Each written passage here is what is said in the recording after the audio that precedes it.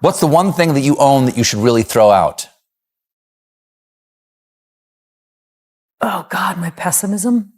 The well-known actress Sandra Bullock, who has starred in popular films, won an Oscar, and exuded Hollywood glitz. However, few people are aware of the string of profound tragedies that occur behind the glittering stage lights. Her failed romances, constant bullying, and lonely upbringing were just the beginning. Sandra experienced the shock of betrayal from Jesse James, the husband she had fully trusted during the height of her career. Their marriage was destroyed by an oily motorbike mechanic who cheated on them with numerous women, putting them in agony that words could not ease. However, that was not all. At one point, Sandra was stalked by violent people who threatened to kill her and her family. Once a haven, her flat turned into a terrifying place where she had to live in constant alertness. The loss of her greatest love, photographer Brian Randall, who died after a fight with ALS, was the most recent and agonizing sorrow.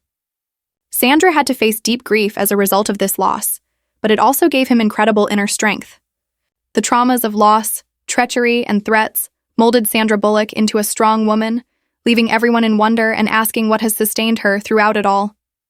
Let's investigate. In today's video, Sandra Bullock maintains her kind grin while walking the red carpet, but beneath it are permanent scars. In addition to being tragic, her misfortunes are more profound than the general public could possibly comprehend. Talent has always been celebrated in Hollywood.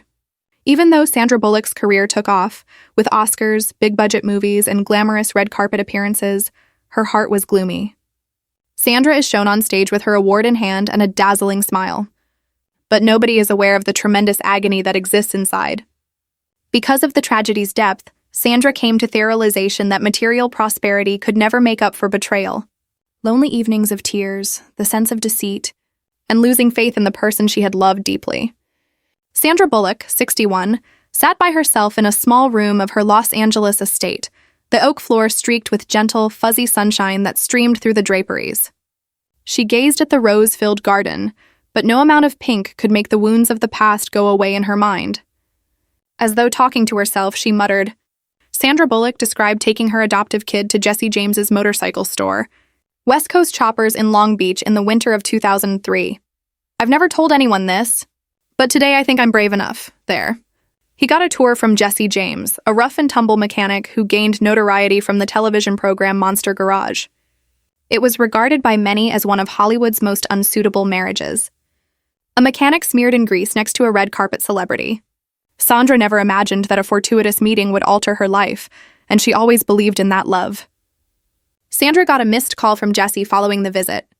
Jesse persisted even after she informed her assistant, feeling stalked. Don't give him my phone number. Give him my email. I'll politely decline. He emailed her a set of 20 questions that probed her spirituality and personal life rather than motorcycles. Sandra recalled, I realized I was getting to know someone in a way I had never intended. At first, she was wary, worried Jesse was a controlling and dangerous man. Meanwhile, Jesse assumed Sandra was an arrogant Hollywood star. But within minutes of conversation, both were convinced and drawn to each other. When they officially dated, Sandra felt as if she were living in a movie. Spontaneous trips, romantic evenings by the fireplace. Jesse always knew how to make her feel safe and happy.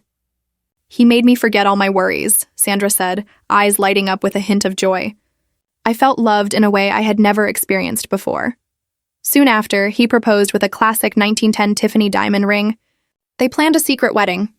In July 2005, more than 270 guests arrived at a farm in San Juan Valley, California, under the pretense of celebrating Sandra's 40th birthday.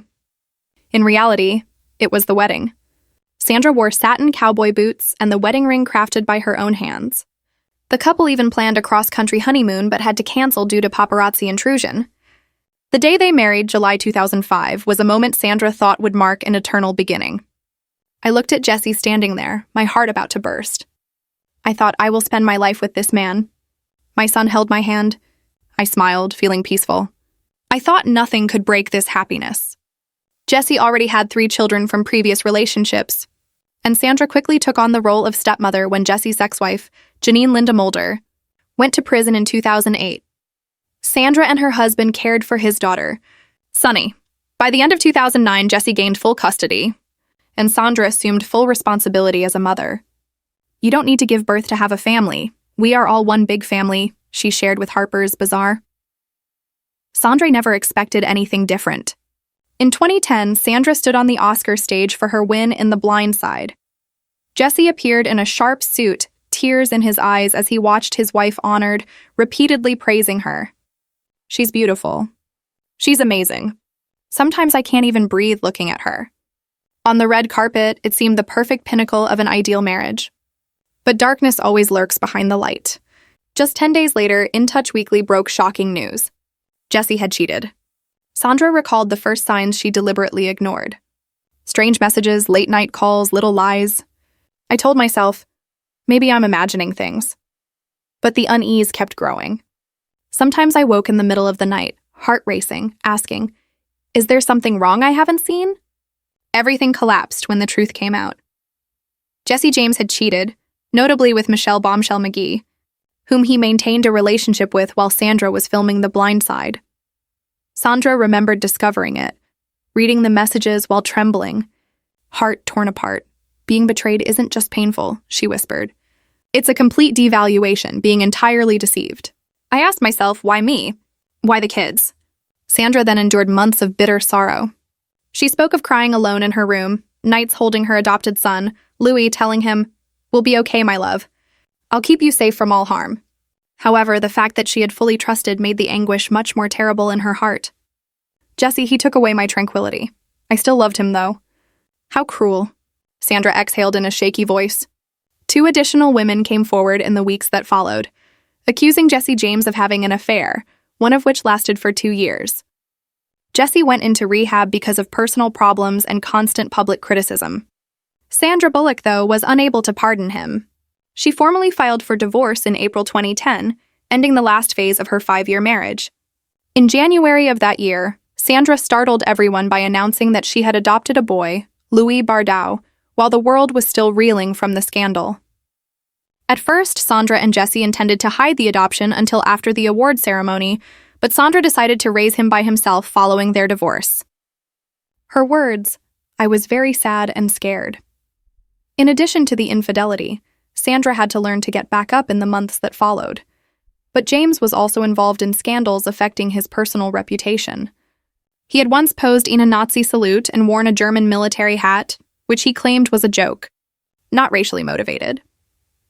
She talked about attempting to rediscover herself by going on walks in parks, doing yoga, and relaxing by the sea. The 2010 divorce was traumatic, but it was also liberating. Every step was a struggle with memories with betrayal. I learned that no one deserves my suffering. She stated, "I need to be strong for myself and my son. No one else has the right to take my happiness." Sandra remembered that she had signed the paperwork. I shed tears, but they were powerful ones. I discovered myself again after losing to love. I understood that a dishonest person cannot be saved by love, and I must maintain my own worth. Jesse said, "I destroyed a perfect marriage, a perfect wife with my own actions." More in a subsequent Nightline interview. He also acknowledged that, as a kind of self-destruction, he had waited to be discovered. In his 2011 memoir, Jesse reflected on the relationship and said, "I never felt good enough for anyone." Sandra, however, said nothing. "I am where I want to be. You can't go back, and I won't go back. I am grateful for what I have today." This is Sandra's greatest secret, never revealed to the media or friends.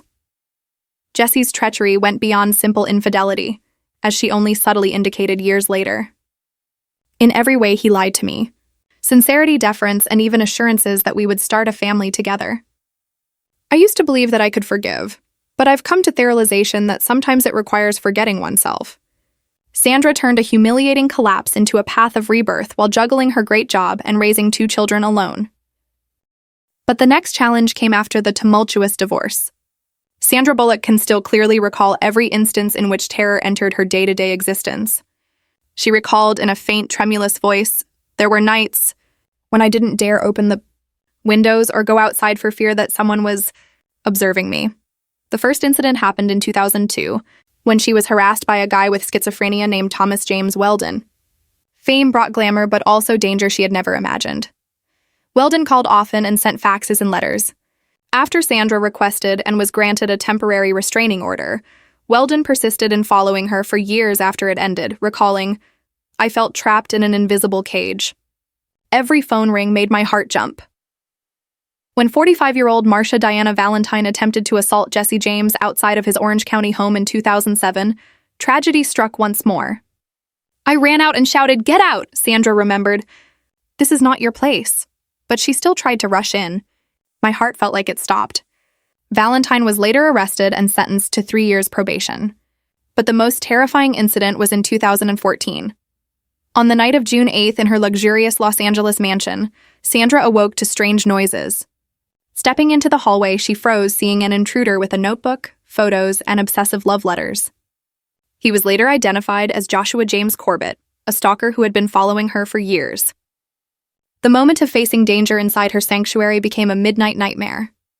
Sandra quickly locked herself in the bedroom, trembling, calling 911. Her voice sobbed in desperation. "Please, please help me. Someone is in my house." What haunted her most was that her son Louis wasn't home. The nanny had taken him elsewhere for care.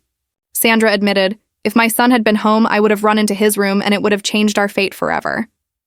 Joshua Corbett was arrested and convicted of theft. But Sandra's psychological trauma lingered. She developed PTSD, where even ordinary actions like glancing left while driving could trigger uncontrollable tears. Sandra admitted, "I'm no longer myself. I fell apart."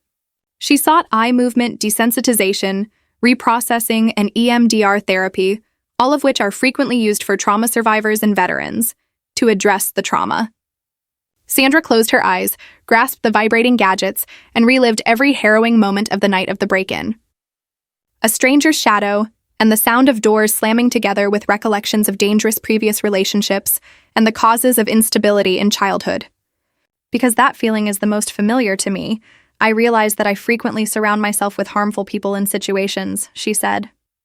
When police searched Corbett's house in relation to the event in 2018, the case unfortunately came to an end. After 5 hours of conflict with the SWAT team, he took his own life. Sandra's sole conclusion was that the system had deceived him.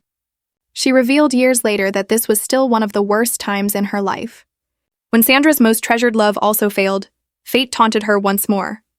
Brian Randall, a former Vogue model and current Portland, Oregon-based photographer, was recruited by Sandra for Lewis's 5th birthday celebration in 2015. Sandra was immediately drawn to Brian's serene manner, gentle sensitivity, and organic ability to relate to kids. He merely saw her as a mother attempting to document her son's everyday experiences. A subtle yet solid friendship developed as a result of that photo shoot. Sandra recalled, "Do you remember the confidentiality agreement you signed when photographing Louis Wiss's birthday? It's still valid because I was bringing another child home after returning from Toronto. At that time, she was finalizing the adoption of Ela."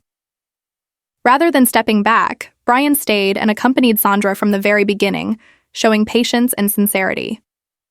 Just a few months later, Sandra brought Brian along to Jennifer Aniston and Justin Theroux's wedding, one of the biggest events in Hollywood at the time. They appeared discreetly, but the way they looked at each other revealed a serious relationship. In October that year, they made their red carpet debut at the premiere of Our Brand is Crisis. From there, although rarely flashy, paparazzi caught them at romantic dinners, trips to Disneyland with Louis and Ela, and simple hand-holding moments in New York. Brian already had a daughter from a previous relationship, but he fully integrated into the lives of Louis and Ela. Sandra candidly told her children, "Brian is number one, and I'm number two, but I understand he's funnier and cooks better."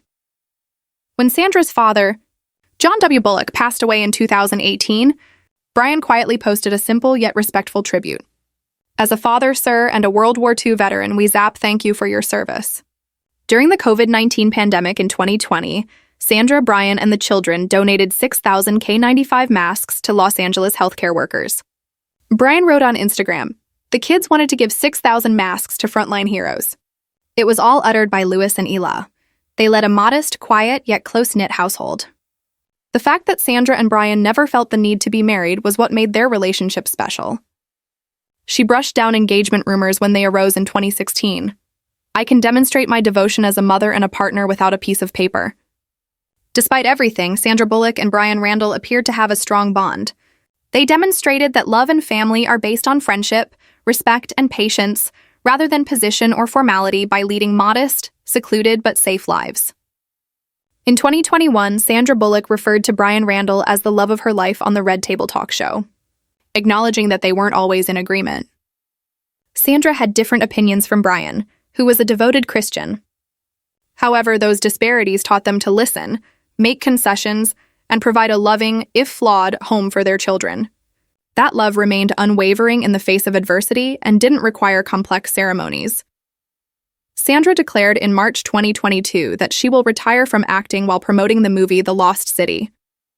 "All I want is to spend all of my time with my family and kids." The public was unaware at the time that Brian was battling ALS, a rare and debilitating neurological condition, in secret. Brian Randall died on August 5, 2023 at the age of 57 after 3 years of bravery. On his 58th birthday in December 2023, Sandra deposited Brian's ashes in the Snake River in Wyoming, a location that holds their most treasured memories. According to his family, Brian chose to keep his journey private from the start, and we did our best to honor that. Gasson Bullock-Prow, Sandra's sister, posted a video of the river to Instagram with the caption, "Sandy brought him to the river just as she promised." That small gesture was not just a farewell, but also a glaring example of a love that didn't need a wedding or publicity to endure for a lifetime. There have been far too many significant tragedies in Sandra Bullock's life. She developed an amazing inner strength as a result of every struggle and shock that tore into her spirit. Sandra's injuries made her a strong lady who could bounce back from setbacks and learn how to cherish and safeguard the things that are most important in life. Sandra once shed a lot of tears, allowing them to erase her dread and pain. She no longer weeps for personal grief in the wake of everything. Rather, she embodies calmness, resolve, and a firm heart. A real example of resiliency and the capacity to overcome hardship. Every hardship and loss has molded a person whose inner light shines brighter than any Hollywood glitz. Let's examine this well-known actress to learn more about her life and the reasons her marriage was so difficult. Born on July 26, 1964, in Arlington, Virginia, Sandra Annette Bullock came from a family of artists. John W. Bullock, her father, was a former soldier and vocal coach. Helga Meyer, her mother, sang opera in Germany. Sandra's early years were entwined with the stage. She followed her mother on her travels and lived in hotels and theaters while she was away from home. She developed a deep affinity for performing when she made her theatrical debut in Nuremberg at the age of 5 in a modest role. But because she didn't have any lifelong pals or a location to call home, the nomadic lifestyle left her feeling alone. Sandra was made fun of for her speech, style, and artistic background when the family relocated to Washington, D.C. People believed that my family was strange. "I suffered a severe beating at school," she once remarked. "I was covered in blood every time I went home." Sandra transformed her trauma into strength rather than allowing it to consume her. She became extremely sympathetic as a result of those lonely years and determined never to allow anyone to go through what she had. She participated in school performances, cheered, and eventually gained popularity as a student before graduating in 1982. After that, Sandra attended East Carolina University to study drama, but he opted to leave school with just 3 credits remaining because he felt that real education was found outside of the classroom. In the lights, in the roles waiting for her on stage, she traveled from North Carolina to New York, where artistic aspirations may be realized or dashed, with a few clothes, a little bag, little money, and an unwavering faith. Sandra Bullock came to New York in 1986 with aspirations of becoming an actor. Just willpower and ambition, no celebrity or connections. She trained in little theaters during the day, worked as a coat checker, waitress, and bartender at night to cover rent. The only food available was coffee, quick noodles, and cold winter evenings. But her will was built in those hard times. At age 21, she got her first chance with a little part in the Broadway production of No Time Flat. Sandra learned perseverance and how to remain strong when the world turned against her.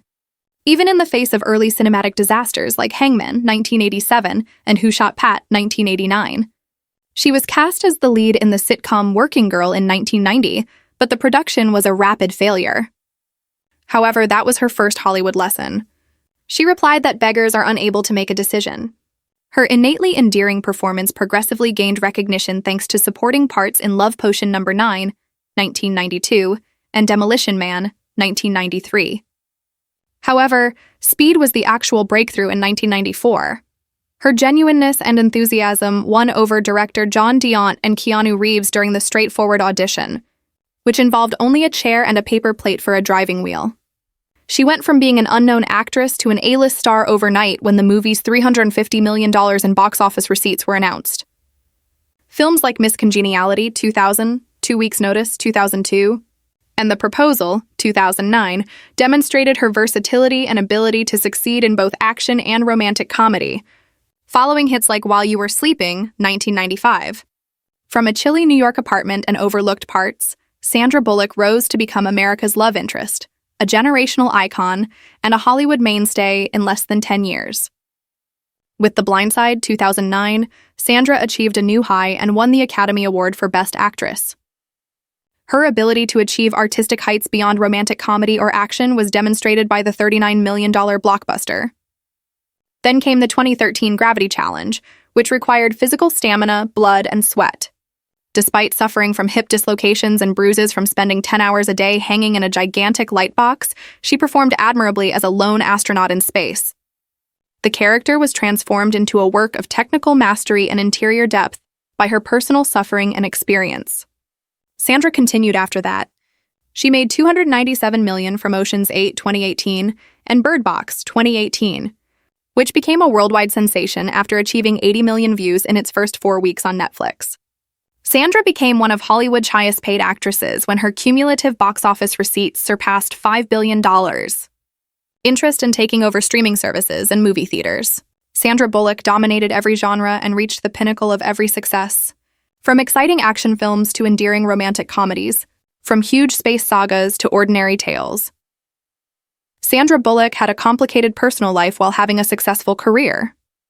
Sandra had a number of noteworthy relationships before her marriage. While filming Love Potion No. 9, she dated Tate Donovan from 1990 to 1994, even got engaged before breaking up. A brief affair with Ryan Gosling in the early 2000s, and one with Matthew McConaughey in the mid-1990s during a period of Time to Kill. Despite barely lasting a few months, they all made a lasting effect. Sandra wed Monster Garage founder Jesse James in 2005. For her private life, the marriage first appeared to be fulfilling, but that contentment was short-lived. During their relationship, Jesse James cheated, most notably with Michelle Bombshell McGee. Sandra canceled movie marketing once the affair was made public, and in 2010, he finally filed for divorce. At the age of 3.5 months, Sandra adopted her first son from this relationship, Louis Bardo Bullock, and lavished him with her love and attention. Following the tumultuous marriage, Sandra began a family in 2015, when Layla, her second adopted kid, was 3 years old. Ela had gone through psychological trauma and was raised in foster care. However, Sandra was raised in a secure and caring atmosphere by her then-boyfriend, photographer Brian Randall. Sandra found serenity and enduring love with Brian Randall, whom she once referred to as the love of my life. Life with Brian Randall and 2 adopted children continued until 2023, when Brian died of ALS. Sandra was shocked by this loss, but it also showed how strong she was on the inside. She shared, "I'm not retiring. I just want to spend time with my beautiful children. I want to watch them grow and create precious memories every day." Through every storm, Sandra Bullock has reaffirmed her irreplaceable position in contemporary cinema. From Speed to Gravity to Miss Congeniality to Bird Box, her films have grossed over $5.6 billion worldwide, making her one of Hollywood's few billion-dollar actresses. The Oscar for The Blind Side and the nomination for Gravity are just the tip of the iceberg. More importantly, Sandra has proven that women on screen are not just muses beside male leads, but forces driving the entire story. Her influence extends beyond the box office. By being a single mother and adopting Louis and Ela, Sandra became a symbol of modern motherhood, showing that family happiness no longer needs to follow traditional molds. In 2015, Time named her among the 100 most influential people in the world, praising her resilience and warm-heartedness while maintaining simplicity amid Hollywood's chaos. At 61, Sandra still holds a special place in Hollywood, a star who chooses to step back but draws attention whenever she returns. Her net worth is estimated at $250 million, with a real estate portfolio exceeding $60 million in Beverly Hills, Malibu, Los Angeles, Manhattan, and Tybee Island. Regarding her career, she is not fully retired but has become selective.